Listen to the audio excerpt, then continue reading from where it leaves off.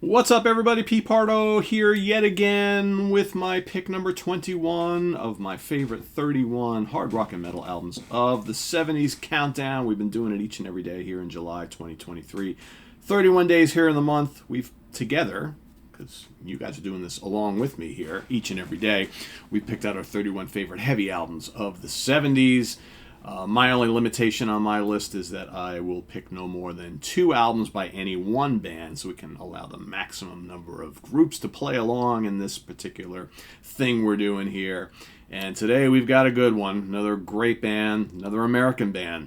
6th studio album from this particular group, released February 25th, 1973, recorded at Galicia Estate in Greenwich, Connecticut, the record plant in New York City, and Morgan Studios in London, England, produced by Bob Ezrin for Warner Brothers Records. I'm talking about Billion Dollar Babies. That's right, Alice Cooper, the Alice Cooper Group, however you like to call them. Classic album from Cooper and Company. Of course, this was the great Alice Cooper Group, comprised of Alice Cooper on lead vocals, Glenn Buxton on guitar, Michael Bruce on guitar, keyboards, backing vocals, Dennis Dunaway on bass and backing vocals, and the great Neil Smith on drums and backing vocals. Got a few guests here and there, right? Of course, Steve Hunter, Dick Wagner show up and play little guitars here and there, Mick Mashabir. Bob Ezrin helps out a little bit of keyboards. Donovan adds some backing vocals on the title track, right? So you got some guys showing up in the studio, helping out with the album. But this album is a banger. One of the great things about the Alice Cooper Group around this time and this lineup, this was tough for me. This is one of those bands where I could have easily had, 4 or 5 albums in this top countdown, and in the end I had to trim it down, and but does not discount the greatness that I think that are the great music that are on a bunch of these albums here. But this one always kind of tended to be my favorite. Starts off with Hello, Hooray! Sets the stage for the whole album, right? The great thing, which I was getting to before, the great thing about a lot of these albums, the early albums in the Alice Cooper catalog, is there is this kind of blending of kind of like Broadway theatricality with like Hollywood soundtrack and gothic hard rock and early proto metal and just regular old school rock and roll. There's this, the dark and creepy gothic themes, the horror themes, right? It's just a very unique band at the time. Nobody else liked them. And the music could be really heavy. It could be lighthearted and whimsical. There's elements of pop in some of the stuff too.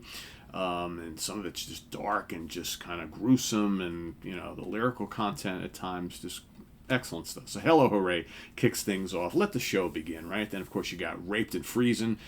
Just great, just catchy hard rock stuff all throughout this album. Elected is another killer song, right? How about the riffs on this album? Just really good. The title track's so heavy. Another great riff, great guitar work from, Michael and Glenn. Awesome stuff. Then you got, of course, Unfinished Sweet.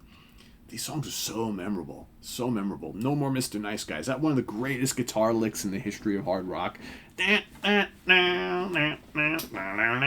love it, man. Every time I hear it, I've heard the song hundreds and hundreds of times over my life, man. But every time I hear it, I'm kind of like, yeah, so good, right? Great anthem from the band.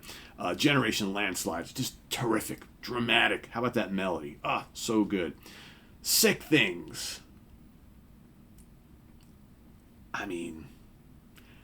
The next 3 songs are so good. Sick Things, going into Marianne, going into I Love the Dead. Just, they're this creepy kind of gothic, heavy rock feel permeates all of these albums. But they're never like the whole album through and through. But you always know you're going to get it, at least for a couple of tracks, right? So it's kind of cool that they saved it for the end of the album. I love those 3 songs. They're just so good. Alice's vocals are just so evil sounding. And the music is just dark and twisted and doomy and just so good. But there's everything on this album. There's the great hooks. There's the great guitar work. There's just the good rock songs. There's some pop stuff on here. It's just more theatrical, upbeat stuff. Just it's got a little bit of everything, right? A little bit of everything. So unique. No other band like this. No other band like this. Many have tried. Many have failed. There's only one original Alice Cooper group, right? So, yeah, I totally love this album. So, let's talk about some charting position information. Australia, number 4. Canada, number 2. In Finland, made it to number 1. In Germany, made it to number 9. The UK, number 1. Here in America, Billboard 200, number 1. How cool is all that, right? Certifications: Australia, gold, 35,000 units. Canada, gold, 50,000 units. Here in the States, platinum, 1 million copies sold as of the last certification. So this was a, pretty good selling album for the band. They were kind of on a high here. They were already a major act by this point in time, right? You had Love It to Death and School's Out and whatnot. I mean, these were very good, very killers, of course. Amazing album, right?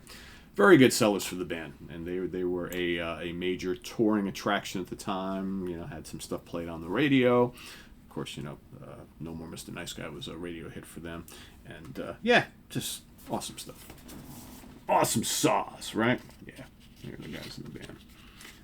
Got this cool little wallet thingy here, right? So anyway, let us know what you think of Billion Dollar Babies down in the comments below, as well as your pick for today, day 21. The top 20 are coming, starting tomorrow. That's right, the top 20. A lot of good stuff.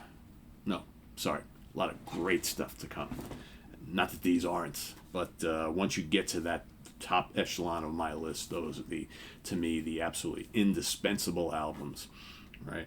But, it's funny. I had someone remarked in the comments yesterday or today or yesterday, the day before, about how it would be interesting to know, like, what all of these other albums that didn't make my list, or the bands that would easily, and I may do that as a special bonus episode. I may give you like an episode just talking about those bands where I could have easily had 3, 4, 5, 6, 7, I don't know about 7, but at least, 3, 4, 5, 6 albums in my list, both from, the prog and from the hard rock and metal.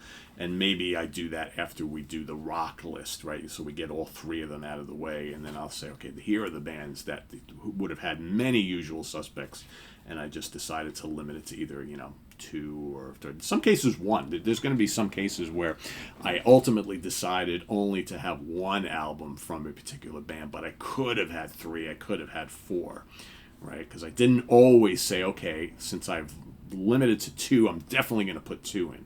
I haven't always done that, right? So there's those as well. So I probably will do that. I'll give you like a bonus episode where we'll talk about who those bands are that could have easily had X amount and just totally infiltrated my entire list. So, because that's I guess that's kind of interesting, right? Or maybe it's not. If you don't want to see it, I won't do it. But I don't know. I think that might be kind of cool. Anyway, let us know your pick for today down in the comments below, as well as any thoughts you have on Billion Dollar Babies. And we'll see you tomorrow for number 20. Till then, visit us on the web at www.seaoftranquility.org. We're on Facebook, we're on YouTube, all together, all the damn time. Please subscribe if you haven't already, and click on that notification bell to get alert of all of our content as it posts. And please do hit the like button before you leave. Also, down below, we got the links to our Ko-Fi page for channel donations, as well as our merch page. Thank you all in advance for all your support there. And tune in tonight, of course. It's in the Prog Seat night tonight, here on Tuesday. We are doing another album study. We're going to be dissecting the great album from Gentle Giant, Interview, which of course is notable for today or these days because we just got the brand new 2023 Steven Wilson remix of the great Gentle Giant album Interview. So we're going to be talking about the album itself and the remix and all things Interview of Gentle Giant. Unfortunately, Derek Schulman was not able to make our taping for the Gentle Giant episode, but we hope to get Derek back on the channel again one of these days, because we'd love to hear, from him a little bit in regards to this album. So stay tuned for that. So we'll see you all later on in the prog seat. See you tomorrow morning with pick number 20. Till then, I am Pete Pardo. Have a good one, everybody. Bye-bye.